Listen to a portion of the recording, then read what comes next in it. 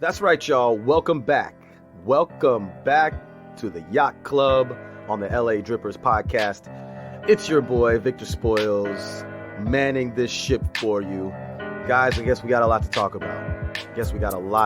about. 4 straight losses in the Westside connection era. Not off to a great start. So we're going to get into that. We're going to talk about my week and a lot more on this episode. LA Drippers Podcast. Let's go. Oh, you thought we was finished? Nah, we're just getting started. It's the LA Drippers Podcast. And here is your host, Victor Spoils. What's up, y'all? Hope everybody's having a wonderful weekend. I know I am feeling very blessed. Been having a very, very, very hard week, so I'm happy to make it to the weekend. Y'all, I guess I'll get real with you. You know, this is the 5th episode, so maybe it's time for me to let y'all know a little bit more about me. So I guess we'll start with the week that I've had. I hit a deer. Yeah, that's right. I hit a deer. And yeah, you're right. I am a Clippers fan. And yes, I do live in Southern California. So you're probably asking yourself how something like that could possibly happen. And it's quite simple. There's this little area in Escondido called Wild Animal Park, Safari Park down there. And they got a lot of wild deer, like just roaming around out there. So on this particular night, I'm driving up that way, and a deer runs out of nowhere. I mean, this was the fastest thing I'd ever seen on 4 legs, and it was zooming. I was doing a pretty good speed. Can't remember exactly how fast I was going. We'll just say I was doing 60 because I'm pretty sure the speed limit's like 60 there. Whatever the speed limit was, that's what I was doing, okay? However fast I was going, this deer was just about there. And so it zips across the car, barely clips the quarter panel in the front there, smashed my light out, and yeah, I hit it, and it wasn't good for the deer. It was a pretty big size animal, and I'm lucky to be alive, and I'm thankful to be here, to be honest with you. Everything happened in an instant. I'm still kind of haunted by the deer. I still see flashes of it, and you know, it's just not lost on me how close I came to not being here. So it's with a grateful heart that I want to start this 5th episode. Thankful to report that I'm still here, and I'm thankful for that. I'm real sorry for the deer. I felt bad all week. I still feel bad. I'm not a person who takes any pleasure in the needless death of animals, and you know, I would have given anything to not hit that deer, but I mean, it just shot in there, and it was going fast enough to almost make it all the way across my car, just barely, you know. And unfortunately, it was a juvenile deer, and you know, got cut down before its prime, and you know, I'm heavy-hearted because of that. But I'm thankful to be here, and I take that as a sign, as a blessing. You know, I'm not going to let this incident set me back. No. We're going to help it to propel us forward. And so since now I'm on the other side of borrowed time, anything is possible today. Everything is possible today. You know, so I took the day off. I took a day off for myself and just had an opportunity to reflect on that. I've been listening to you guys talk about the team. I've been watching the game recaps. And there's a lot going on. So let's get into it. All right, 4 straight losses. New York was not good. Never got over 100 points there. And, we still keep going back and forth with Dallas. Seems like in the regular season, we just don't have any answer for them. And then when we meet them in the playoffs, well, we all know how that goes down. So what can we do? What are we looking at here? We got a team, right? We got a bunch of guys on a team. We like a lot of these dudes, right? How do we make this a championship ball club? Well, there's no easy fix to that. There's no easy answer to any of that. But I can talk about what I'm seeing that probably could use some attention. One of the first things that I've noticed is that there's a communication breakdown, especially on defense. And that's something that we needed to work on even before Harden got there. At times, I was feeling that Zubac was not clear on his assignment, especially defensively. And you would think playing with 4 guards would make it easy for him to know what it is that he's supposed to do. But I see him shrinking around all of these star players. And I think that that's definitely the wrong way for him to go. Zubac needs to be put on notice that, look, Plumlee's down, and we need you, big dog. We need you to be big because we don't have a lot of big. We need you to go out there, play some bully ball, throw your weight around, box out, rebound, block shots, occupy the middle, take up space, use your wingspan to disrupt the passing lanes, change people's directions, all of these things that we need. And he's one of the only few people on the team at that position that can provide it for us. He's going to feast in the pick and roll if he can get his hands together. Still don't know about Zoob's hands. I know he had some broken hands. He had some broken fingers or whatever when we first got him. But you've seen flashes of brilliance. I mean, the guy almost had a 30 for 30 game. When you take another glance at him, you got to squint because he's hard to find. I don't know how somebody can do that. Somebody can just disappear in a game like that. Especially when you're capable of what Zubac is capable of. They really got to figure out how they're going to run that pick and roll. And they need to get the message across to Big Zoob that, look, big man, you got to be big. You can't be timid in the moment. And you need to impose your will and just play with some confidence. I know you're around a bunch of star players, but these star players need you to be you. They need you to be a 7-foot bad guy. And I'm not seeing that from Zoob. I'm not really seeing that from anybody on this team. When I think about the makeup of the team, when I think about the fact that you have 3 of the most talented players in the league, guys that are bound for the Hall of Fame, I believe, at some point. Not that it's my place to say. I don't really like talking about the Hall of Fame too much for a player before they're done playing. But you get where I'm going with this. These are heralded athletes, okay?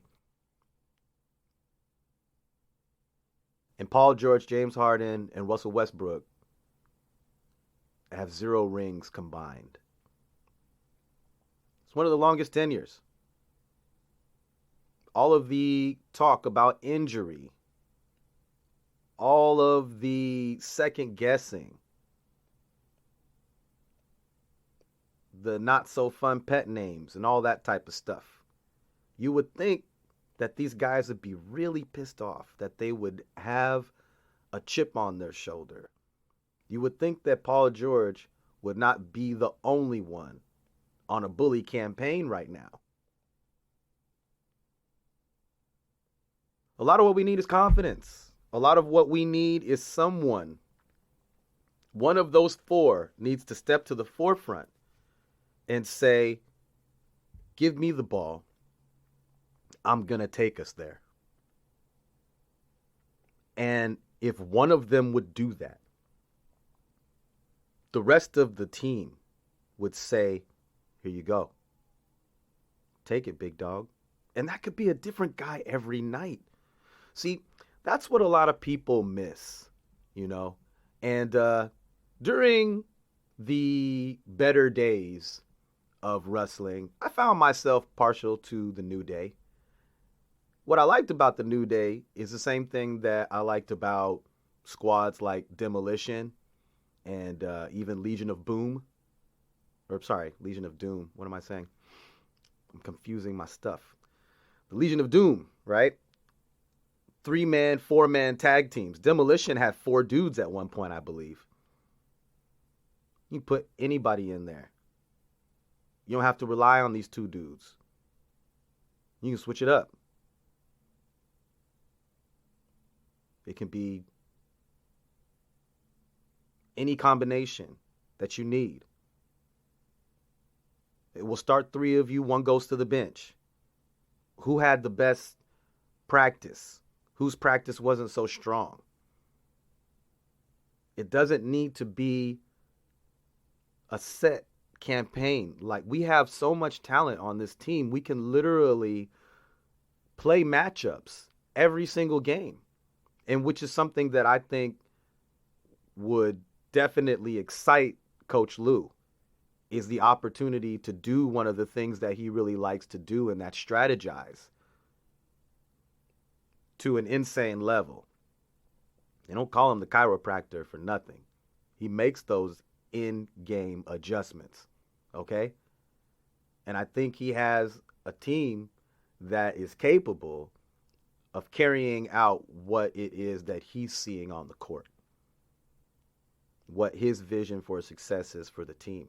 Now, it's not just up to them, but again, somebody is going to have to lead. And until we figure it out on the floor, it needs to be Ty Lue. You got to listen to somebody.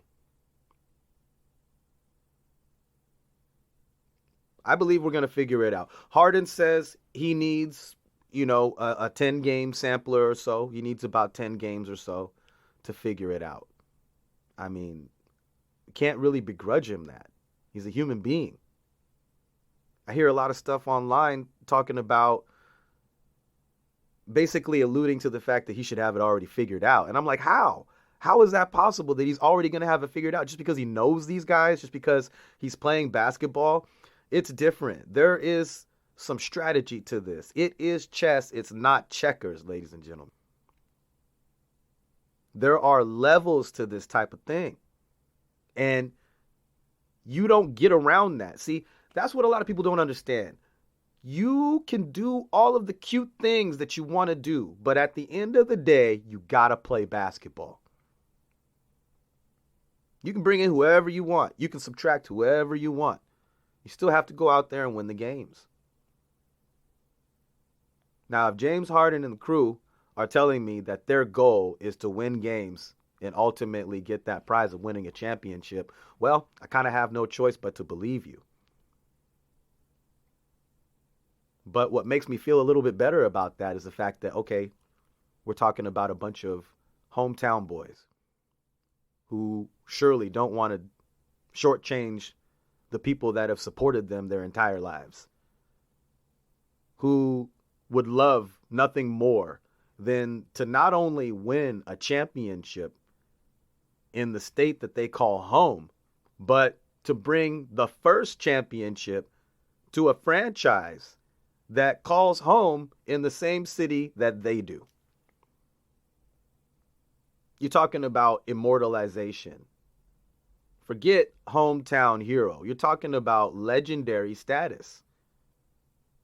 If this team does that, they could very well go into the Hall of Fame just on that principle, as being the inaugural championship team of the Clippers after all of these years.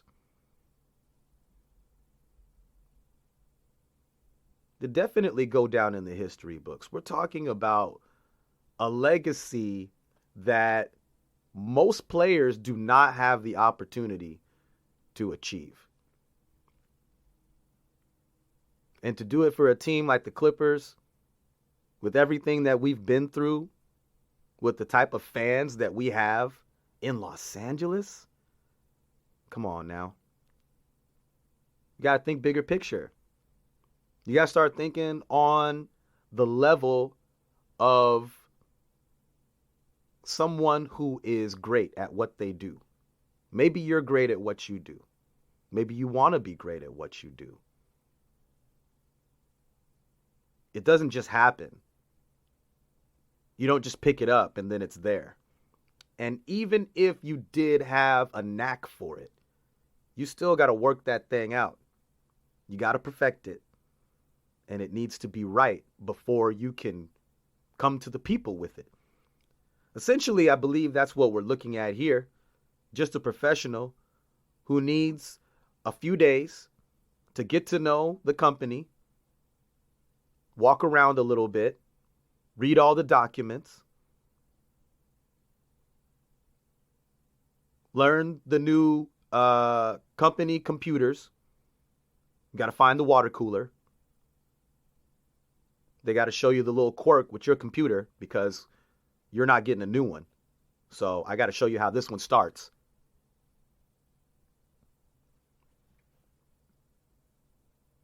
Think about how you might feel at your job if on the first day that you are to begin training, they tell you, well, welcome aboard. There's not going to be any training, though. Your station is right over there. Everything you need to know about the job should be in the orientation materials. Best of luck to you. Do you think you're going to last at that job very long? I hope that you would. If you're a Clippers fan, you'll probably figure it out and succeed and rise up from the mud like the people in the back that we are. But what if you're not a Clippers fan? What if you don't know about that type of resolve? What if your team has never come back down from 27 points? Well, I would think for those people, you would find that to be a very stressful and difficult situation. And you would be asking someone, why is there no training? You just have this book here that doesn't explain anything. It just tells me where the bathrooms are. You guys have had new jobs. You've read these orientation materials. They don't tell you jack. They don't tell you what you really need to know about the job, especially the inside stuff about what people to avoid and what people can help to propel you to a higher standing within the company. They don't tell you none of that stuff. You got to go find that out. And that's where James Harden is right now. He's in a fact-finding mode. He's learning the lay of the land. He's getting his details. He's learning exactly what it is that he was brought here to do. If you've ever been brought in by a company as a specialist, then you'll know a little bit about what I'm talking about. I brought you here for a reason. I have a specific job that I need you to do. But first, you're going to have to watch these guys to understand what it is that I need from you. Some people call it chemistry. Some people call it synergy. Whatever you want to call it, it is important to any type of relationship. And that's the drip of the day right there.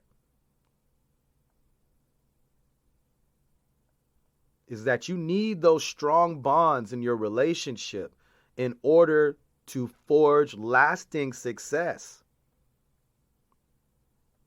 You need to take your time with things at some point. You need to practice. You need to focus. You need to take a step back and look at the bigger picture. You can't just rush into things all the time thinking that your talent or what you do well is going to be enough to help you succeed or thrive in that particular situation. Sometimes the best thing to do is to step back for a second so you can come back fully measured. See? Because you want to make the best moves. And you want your next move to be your best move. And that's the drip.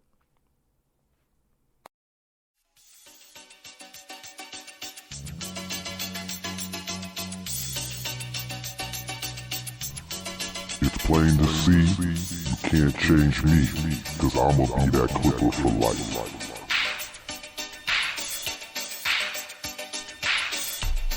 You're in the Yacht Club with Victor Spoils on the LA Drippers Podcast.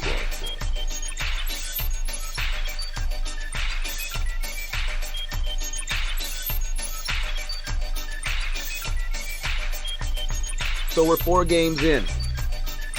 Still no wins since Harden has entered the building. I'm a little encouraged by that. And I'm not just saying that because I'm doing a podcast and it's more interesting to talk about all these woes than it would be to talk about a bunch of wins and them blowing everybody out by 30. No, this is much better.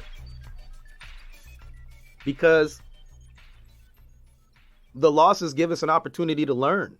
And it means to me that the losses, there may be a reason for them. I think they're in their heads too much. I think there's too much talk about perfection.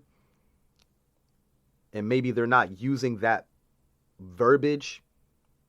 They're not exactly saying that, but there's too much talk about the type of execution that needs to happen. And possibly not enough attention being paid to the process that needs to go into that. Sometimes you can get too in your head, especially when you know something is supposed to work, when it should be just great. And we say it all the time. I can't believe that didn't. How did that not go right? What just happened? Somewhere we lost our way in the preparation. We missed a step somewhere.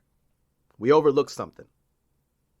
And it didn't benefit us in any way except to teach us a lesson and what not to do. Keep winning. How are you going to learn those lessons? And if you don't believe me, how many times have we read articles about some spoiled rich kid who doesn't understand the value or the level or the measure of right and wrong, commits some horrible crime, and then we got a real case because this kid, because they've been given everything, they have no idea of the severity of their actions. All right? It's a real thing. But if you take that binky away from the baby, right? If every once in a while you need to say no in order to get the point across to make that kid a better person, well, then that's what you're going to do. You love your family. Of course you're going to do that. There's no different here. A lot of people out there speaking about James Harden like he doesn't have love for the game. Like he's some sort of pariah. But I see maybe somebody who's closer to a basketball savant. And he's looking for someone that can understand him on a level that seems to be very important to him. Ty Lue is a genius. He's a genius of this game. And I think the two of them together, plus Russell Westbrook, it could spell a lot of things. They can figure it out, and they want to. So if they can figure this out and play with the type of both desire and trust that you need in order to be a championship contender, I think we're going to see these guys in June. The only people that can beat us are ourselves. I had an interesting back and forth with Adam Oslin.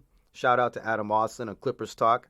Does the pregame, in-game, and post-game shows for the Los Angeles Clippers on AM 570 Fox Sports.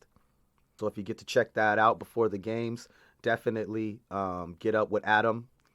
Also, you can catch him on X at follow Adam A.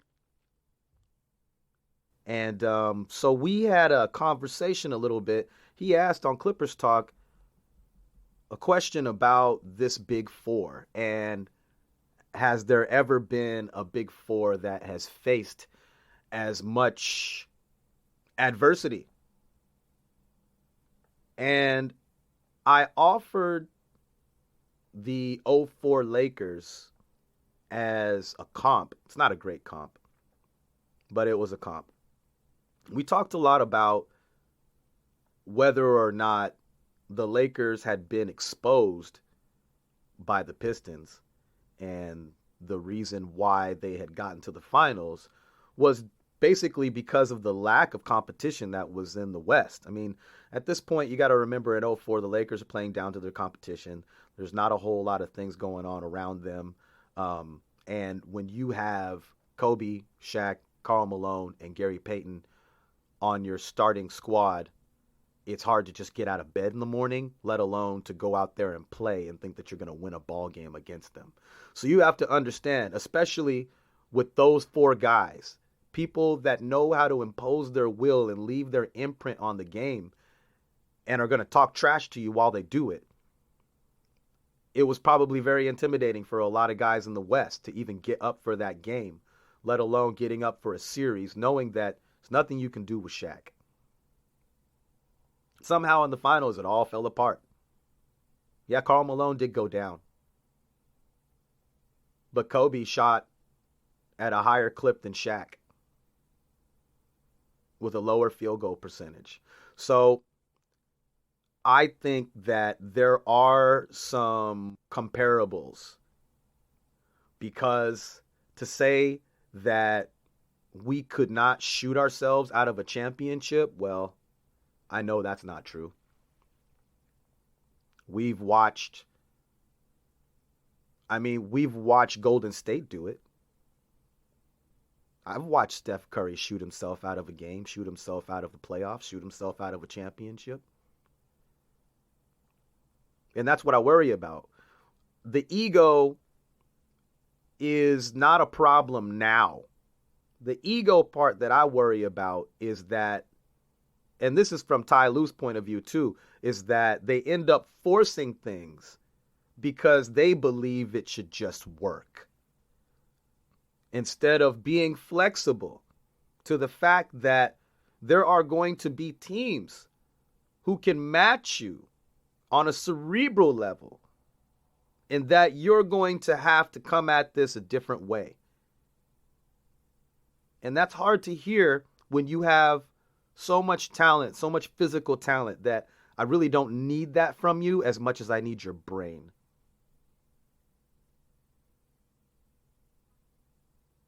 I think Harden's a person that's looking to use his brain in the game a lot more than his physicality. Ultimately, I believe the best version of this team is going to see either Harden or Westbrook playing the majority of their minutes with the second unit. And that has to happen because the second unit needs a captain. I want Terrence Mann to be free within the system. If he's not going to start, I want him to play that 2-guard spot.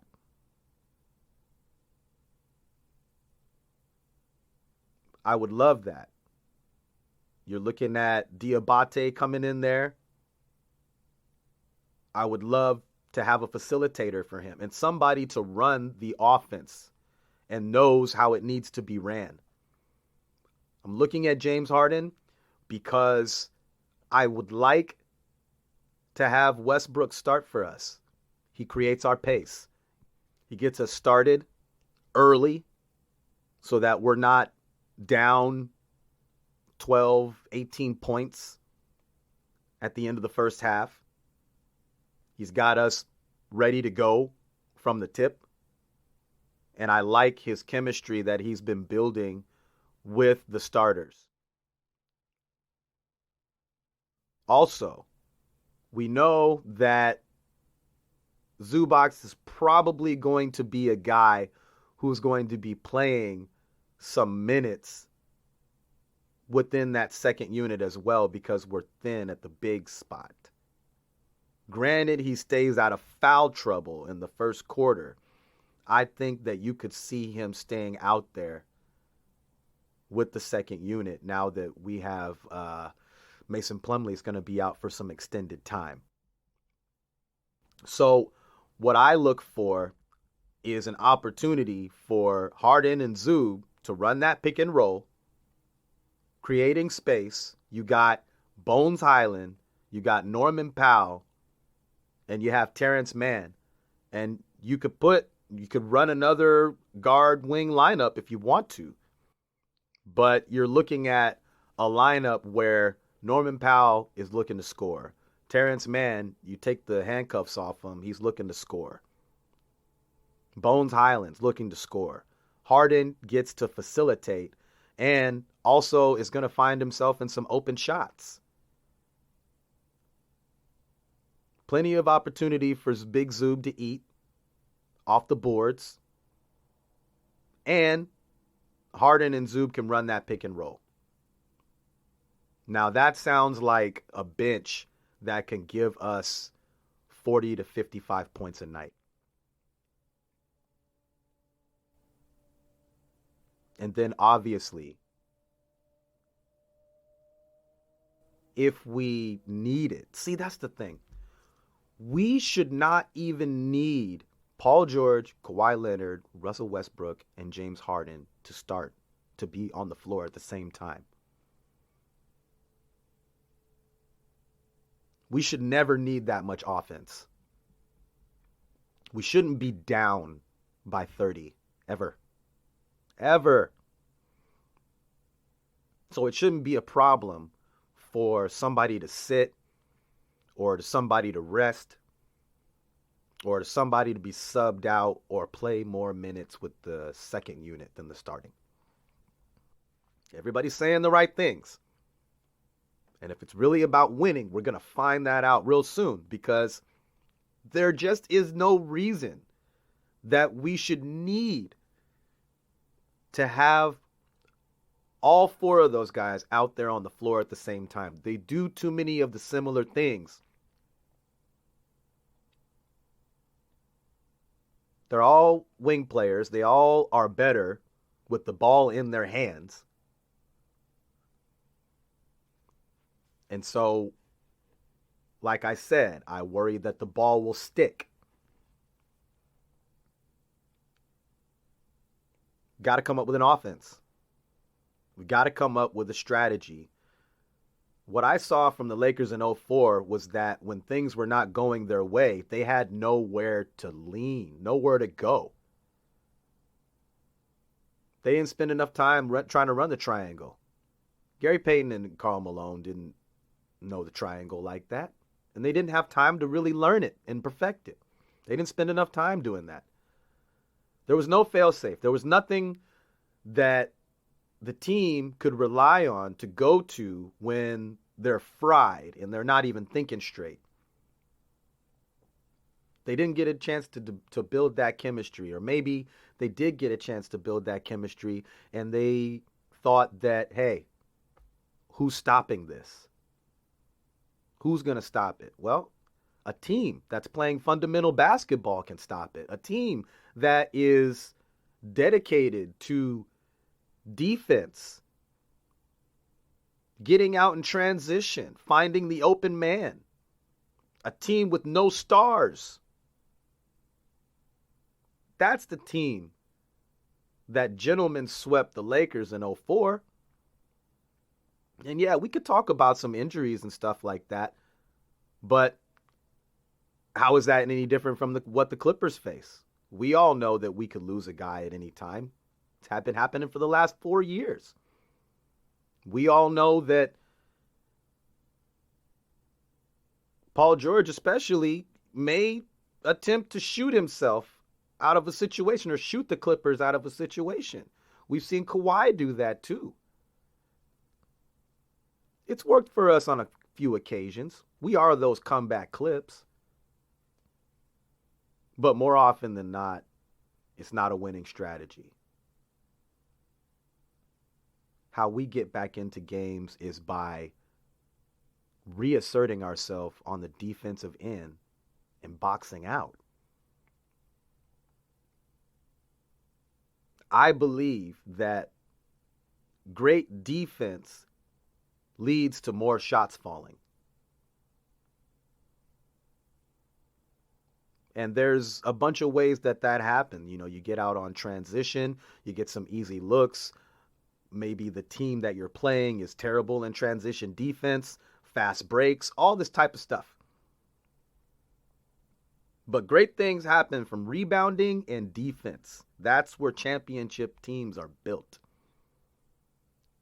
We're not going out there to win an arms race.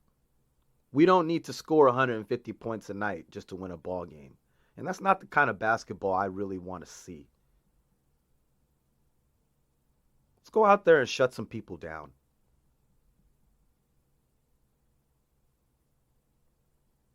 Even though we didn't get to 100 in New York. What was it? 100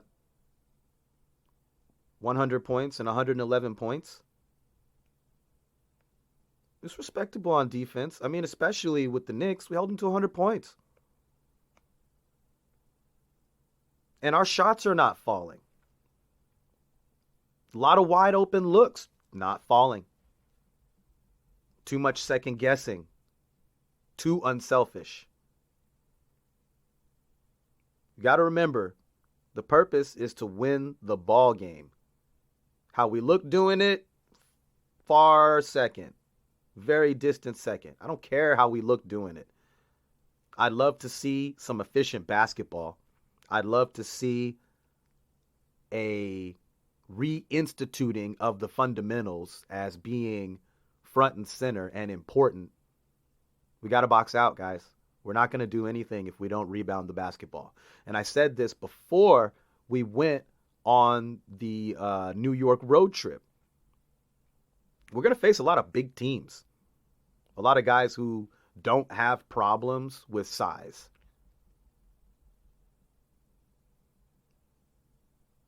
And if we don't rededicate ourselves to rebounding the basketball and gang rebounding like some ball hawks, then it's not going to end up well for us.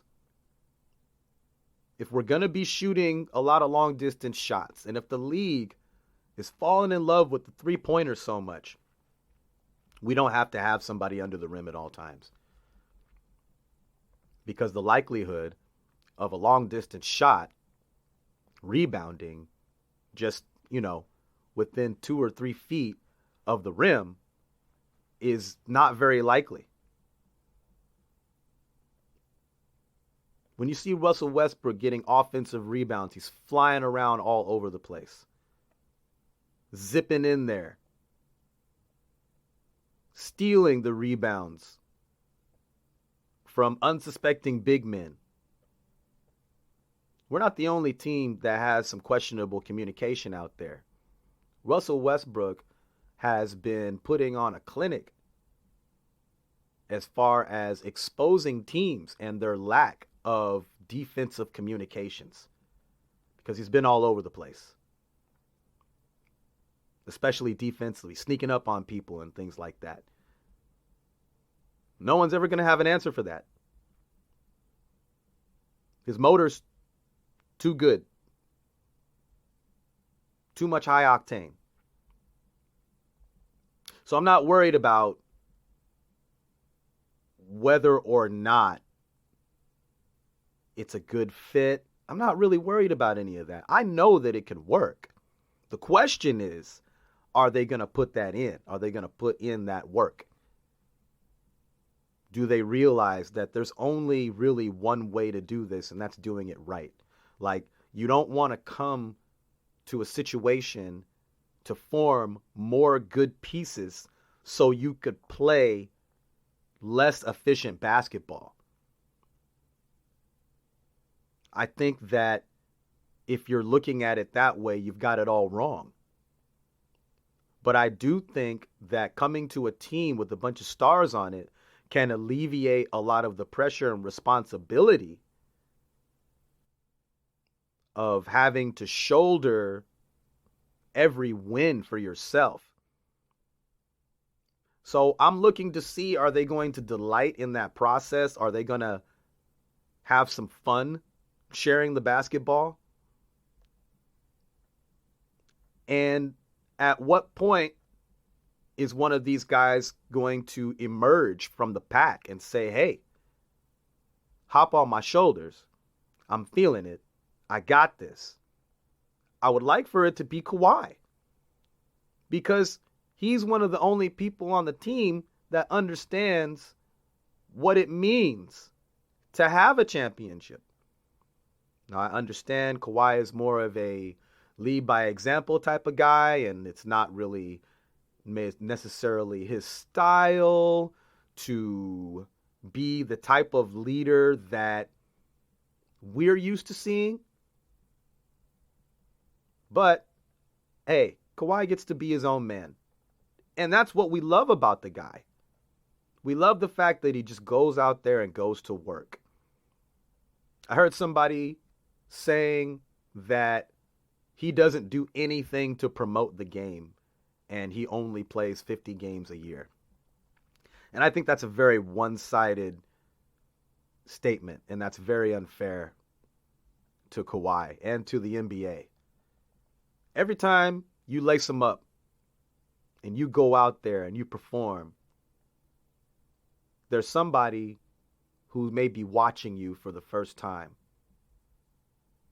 And being a Clipper fan, as long as I've been a Clipper fan, looking around and seeing people wearing Clippers jerseys and hats, and, you know, they're collecting memorabilia.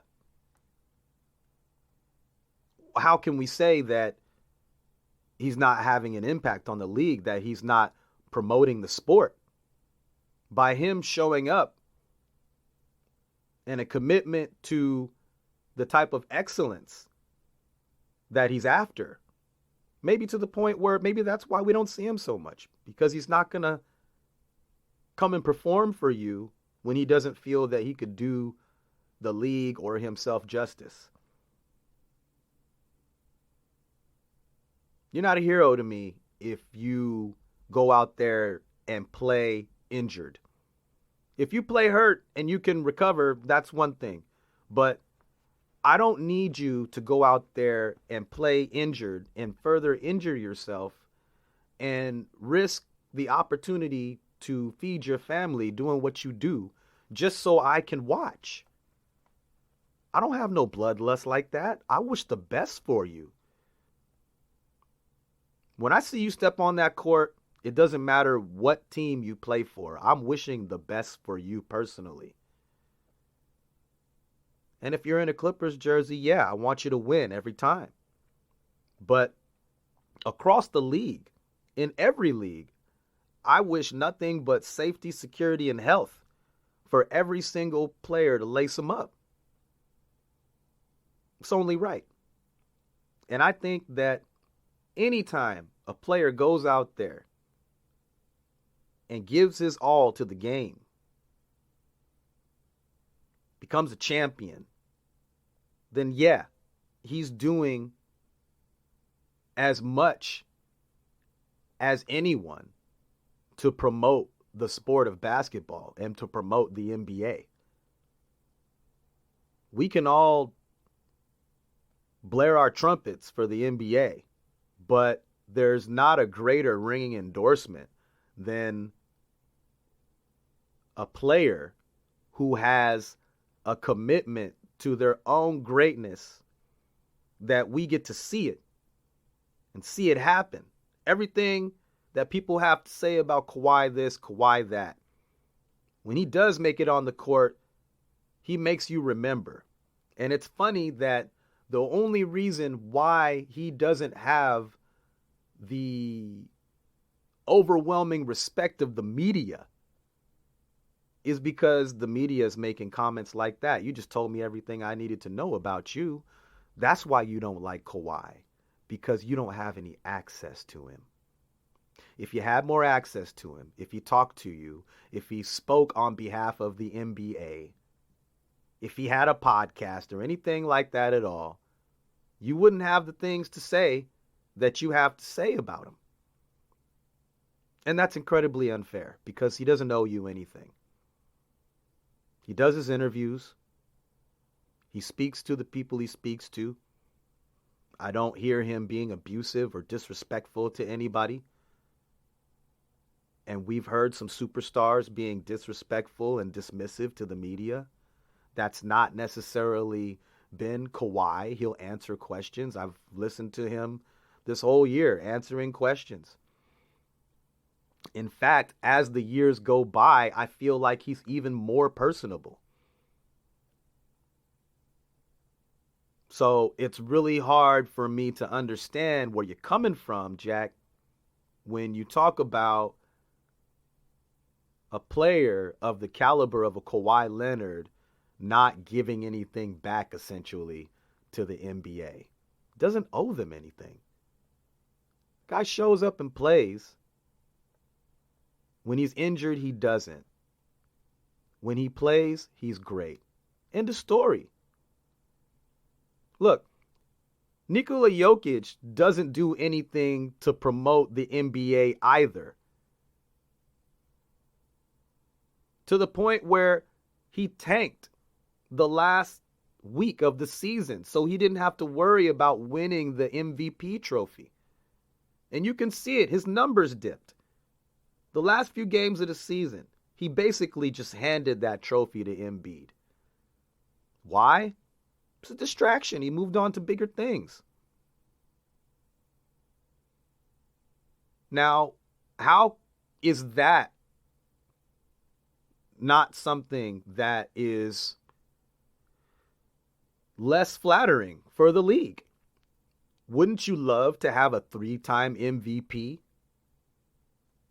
Especially with the photo of Joker as a kid that they keep showing on social media every time he does something amazing. This guy just wants to hang out with his horses and his people. He doesn't even want to be there for the parade. And he's the best of what we have, right? But nobody's talking about him like that. Nobody's saying that he doesn't do anything to further the NBA. He's just as disinterested with the business side and the publicity side of the NBA as Kawhi Leonard. So why the difference in treatment?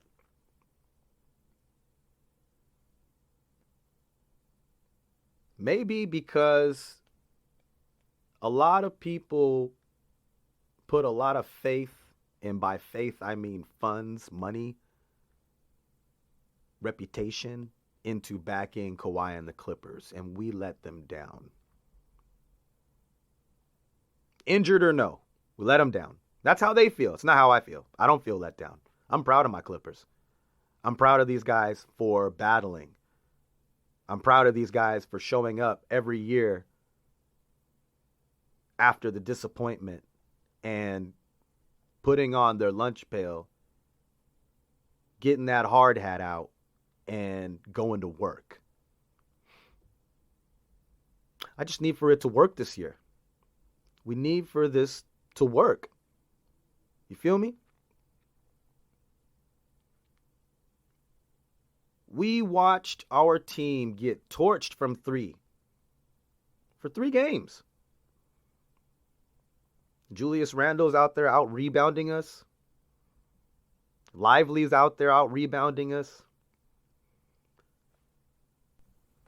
One of the biggest things that I see that is glaring, perimeter defense is all but gone, unacceptable, need to close out on the 3-point line, and we have to find a way to rebound. Gang rebound. Do what you got to do. Need to get tenacious. I'm waiting to see the pulse from the team. I want to see how they're going to respond to this adversity. But make it clear right now, this is not who this team is going to be. I'm not saying they're going to be better. They might get worse. But the smart money's on them figuring this out.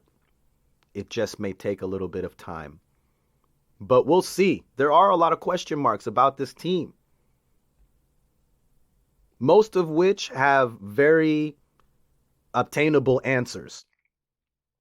But there's an effort question to be asked. There are desire questions to be asked. But just because we can't see it like we'd like to, doesn't mean that there's any lacking of intensity.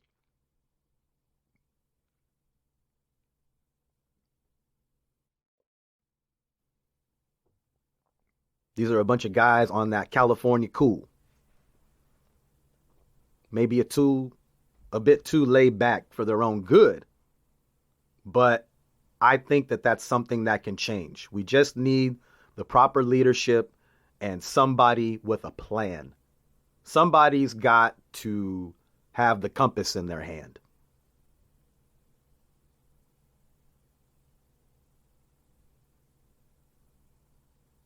We got to find our Jack Sparrow, and he's got to get that compass in his hand. And our Jack Sparrow is going to be the one on our team who wants it the most. Is that Harden? Is it Westbrook? Is it PG? Maybe it is Kawhi. Maybe he wants his third.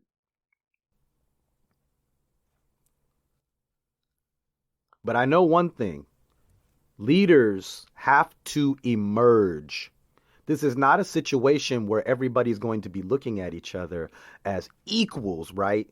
And it's going to come out like we think it's going to come out. Leonardo, Donatello, Michelangelo, and Raphael were all brothers. One was a bully. One was kind of a kid. The other was really smart, and the other one was a leader. And Splinter knew he had to designate roles for these guys. All he did was allow them to sort it out themselves in a certain way. He saw, oh, Donnie, you're a little bit smarter than the rest of your brothers. All right, let me get you a computer. Mikey, you're going to keep everybody loose and make sure we don't get too serious. Raphael, you're the enforcer. Don't take no mess, not even from your own brothers. Leonardo, you bring this all together, bro. Bring it all together. Keep everybody on point, keep them focused, and let these guys go out there and do what they do and just direct the weapon that is you. Who is going to be that person for us? I can tell you who the smart one is. I can tell you who the bully is. And I can tell you which one of them is the fun lover. One of those people may be a leader. Also, I'm sensitive to the fact that it's possible that the team needs to adjust to the style of leadership that they're being given, because this is what is going to be. I think asking them to become new men is out of the question. But are there some characteristics within these men that we haven't seen before?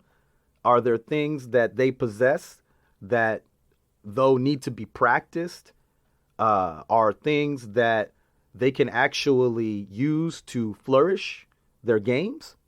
It's possible. I believe so. Because I know that they're professionals.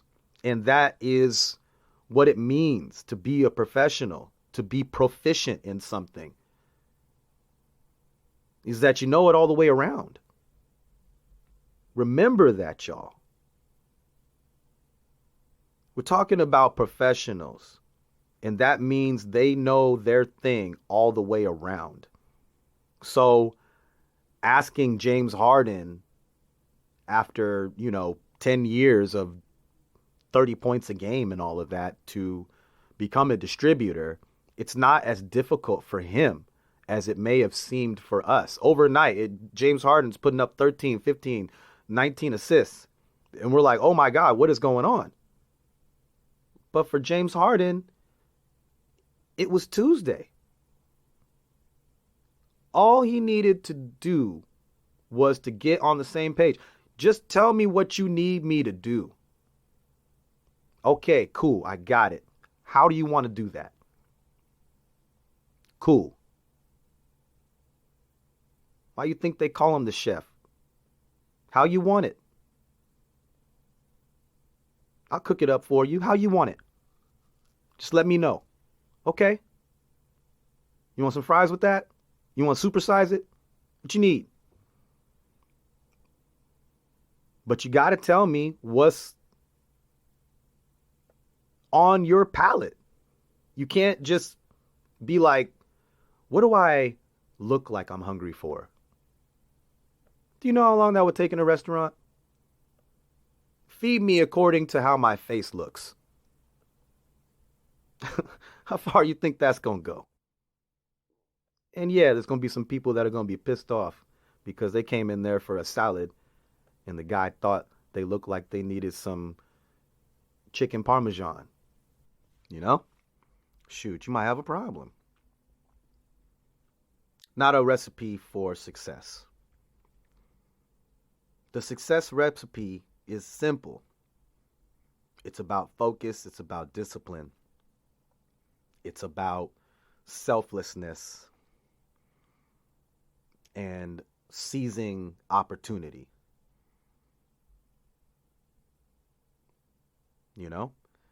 And that doesn't ever change, no matter what it is that you're trying to achieve.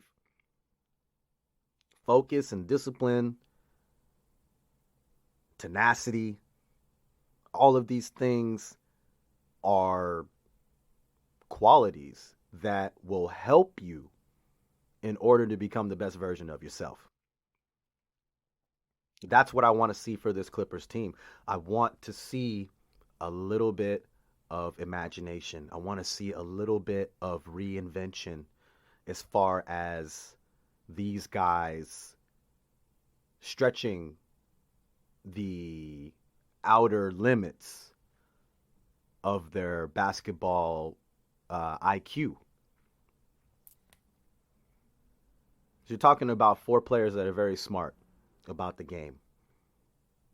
And I don't really have any reservations, really, that they're going to figure this out. Will it equate to a championship? That's my big question. But I need to see Harden or Westbrook move to the second unit. I'm thinking that I don't see the need for Westbrook to play off the ball when that's not what we brought him here for, and he's Russell freaking Westbrook. Why would we want him to play off the ball when he's one of the assist leaders all time in this league. It doesn't make any sense. James Harden would make more sense for him to play off the ball. Although, I'm not sure why. Considering we need someone to anchor that second unit, because these guys are all over the place. And it's not necessarily their fault.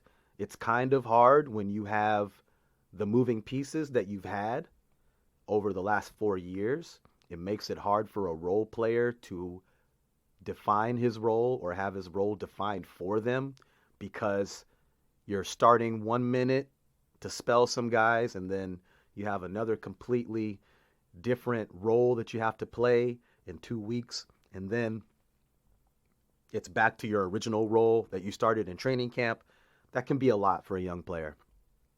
Not knowing what to expect every day when they roll into the office can be a lot for a young player. And I see these guys struggling with it. Their development has been stunted. And that's where I look at the assistant coaches.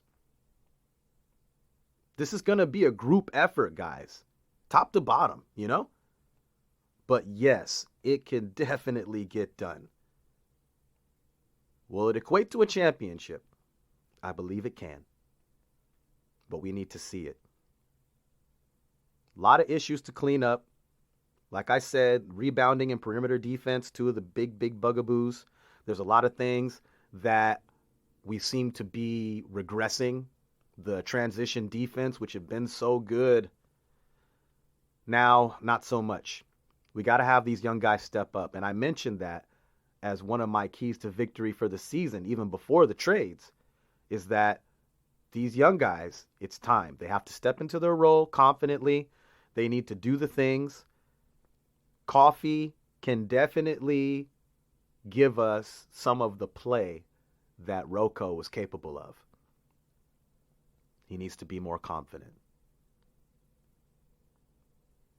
I believe we still have a roster spot. It's possible you might see us go out there and get a big. Clippers love to keep that roster spot open because you just never know, I guess. So we have some places to go. There's definitely a lot of room towards the ceiling for us. And we're going to get there. We're going to get there. Sooner than later would be better. Harden says he needs about 10 games. Okay. Everybody needs a little time to get acclimated, to get caught up to speed. But Clipper Nation, let's do ourselves a favor and be all in. It really doesn't make any sense to allow yourself to go through all of this turmoil over a bunch of what ifs and supposeds.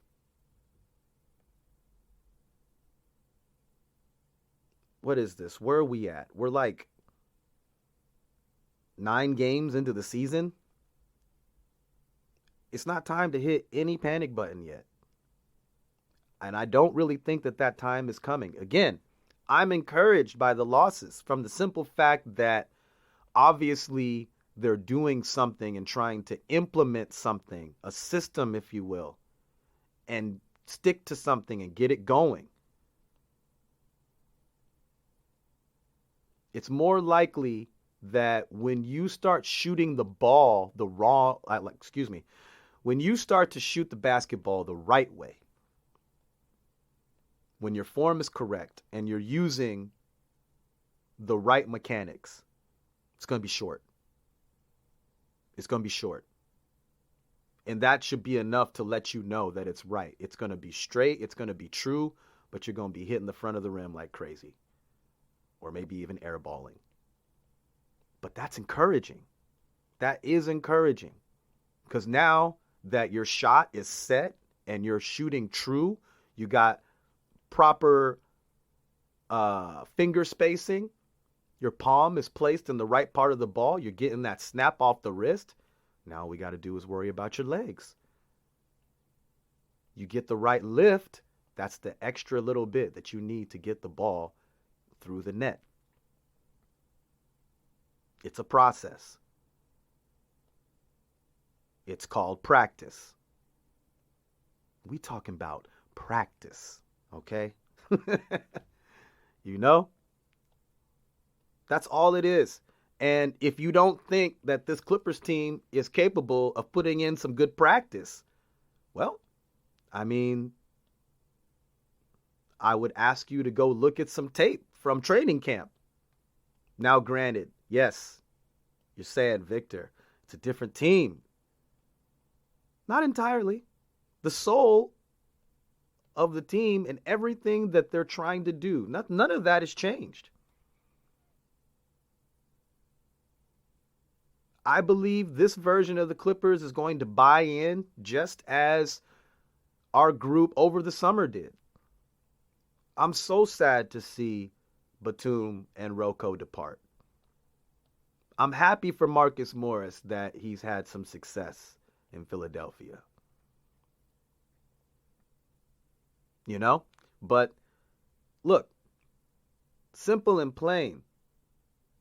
They just have to put in the work. And we, as the fan base, need to give them the opportunity to do that. I understand you pay money for these tickets. So do I. I'm a season ticket holder. Come find me in the 300 section. I will be down there for the Memphis game. So come holler at your boy. And maybe I can use your audio for my in-game segment. But look, let's give these guys an opportunity, a chance to be great. 2-3 games, that's not enough time. That's a small sampling. And I get it. They haven't seemed to have fared very well.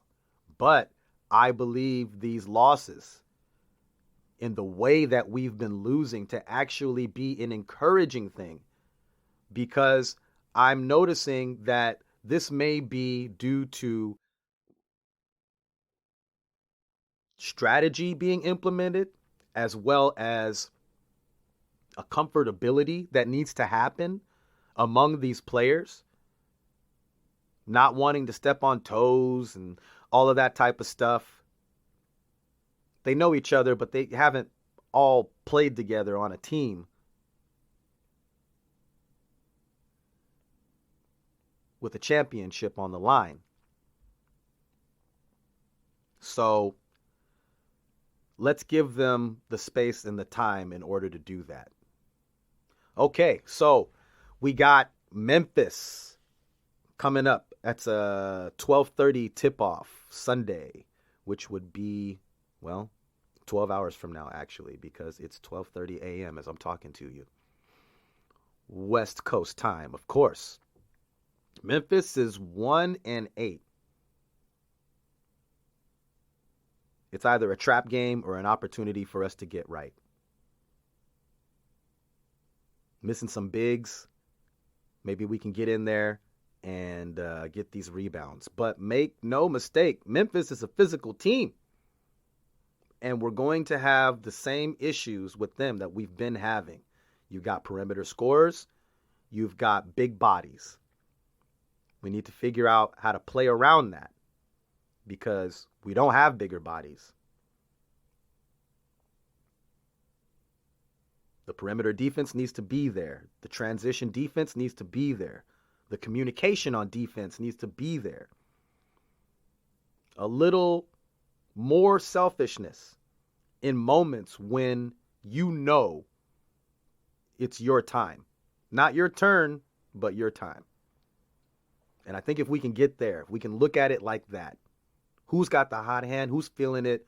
What does the defense tell me?